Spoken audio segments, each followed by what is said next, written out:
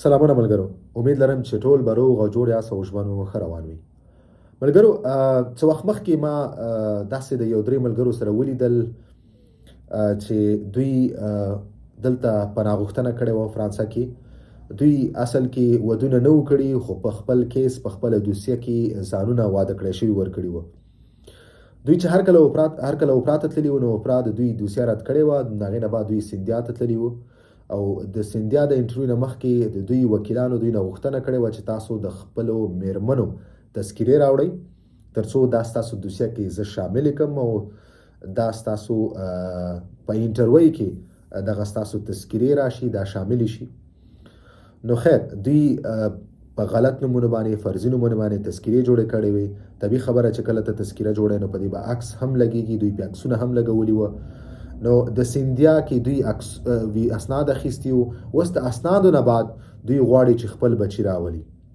ولې تذکیره چې کوم د دوی چا ور جوړه کړې ده، د چا ور کړې ده، په غلط نوم باندې ده، غلطه تذکیره ده، د غلط عکس په دې باندې لګېدلی. په حقیقت کې دوی ودونه نه دي کړي. نو دوی د ډېر یو غټ مشکل سره مخ ول. دوی دغه جنجال سره مخ ول. نو دوی غوښتل چې ما سره په دې اړه باندې مشوره وکړي. نو زما د دې نننۍ ویډیو نه مقصد دا دی چې ګورئ ملګرو، خدای ته وګورئ. هر کله چې نوي ملګري دلته راځي، نوي وطنوال راځي، تاسو داسې غلطې مشورې مه ورکوئ. په دې باندې ما څو ځلې ویډیوګانې جوړې کړي دي چې تاسو که مجرد یاستئ، واده مو نه یې کړی، نو ځان دلته واده کړی شوی مه ورکوئ. دا ستاسو لپاره ډېر زیات جنجالونه جوړوي، سردردې درته جوړوي. لکه مثال یې دغو ملګرو دی. دا یو غیر قانوني کار دی، دا غلط کار دی.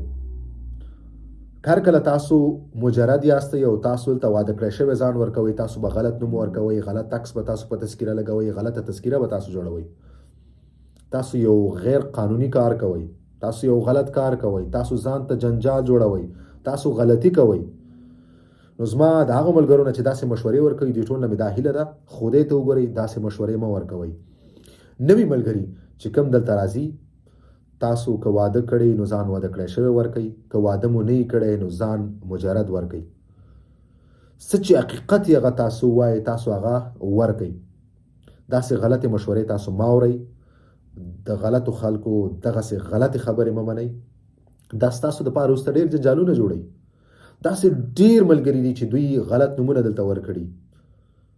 بیا چې وروسته دوی واده وکړي، یو نوم به ورکړي، خو چې واده وکړي هغه به د بل چا سره، چې کوم د صحیح کس، صحیح میرمن دوی چا سره دوی واده وکړي، د هغې به بل نومي. نو دی مجبوره دی چې د هغه نوم دی بدل کړي، هغه تاریخ تولد دی بدل کړي. مثال په توګه دوی به دلته ورکړی یو نوم عایشه، د هغې عمر به یې ورکړی 18 کلن 19 کلنه به یې ورکړی. خو چې دوی واده وکړي، د صحیح مثال میرمن چې کوم دی هغې به بل نومي، هغې به عمر هم بدلي. نو دی بیا مجبوره دی چې د هغې عمر زیات کړي یا یې کم کړي. د هغې نوم چې کوم عایشه نوم ورته کېږي، اصلي نوم یې لرې کړي. دا هم یو غلط کار دی. تاسو یو غلط تذکیره جوړوئ، تاسو یو غلط تاریخ تولد ورکوئ، تاسو یو غلط نوم ورکوئ. نو ښه خبره دا ده چې تاسو داسې غلطي ونه کوئ.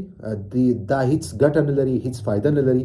اکثره ملګرو ته دا مشوره ورکولی کېږي چې تاسو اوس نه ځان واده ورکوئ، نو ستاسو بیا فامیل راوستو کې به ستاسو لپاره اسانه وي. دا بالکل غلطه خبره ده. که تاسو مثال اسناد واخلئ، اول تاسو دلته راغلئ مجرد یې، او تاسو بیا اسناد واخیستل او بیا تاسو هغې نه بعد واده وکړو، تاسو بیا هم خپل بچي راوستلی شئ. هیڅ مشکل نشته دی. تاسو خپل ځان بیرته دلته بیا واده کړی شوی کولی شئ.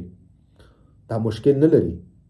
ډېره اسانه لارې ده، ډېره اسانه لارې ده. دا هیڅ ستونزه نه لري. نو تاسو دې دپاره خپل ځان په مشکل کې مه اچوئ. په حقیقت کې که تاسو مجرد یاست، په خپل کیس کې ځان مجرد ورکئ.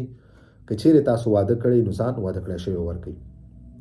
بل یو ځلې بیا د هغو ملګرو نه چې کوم دغسې مشورې ورکوي، دوی نه مې دا غوښتنه ده، خدای ته وګورئ، داسې غلطې مشورې مه ورکوئ. دغه نوي راغلي ملګري په جنجالونو کې مه اچوئ، د دوی مشکلات مه زیاتوئ. مننه ملګرو، ویډیو همدومره وه. په مخه.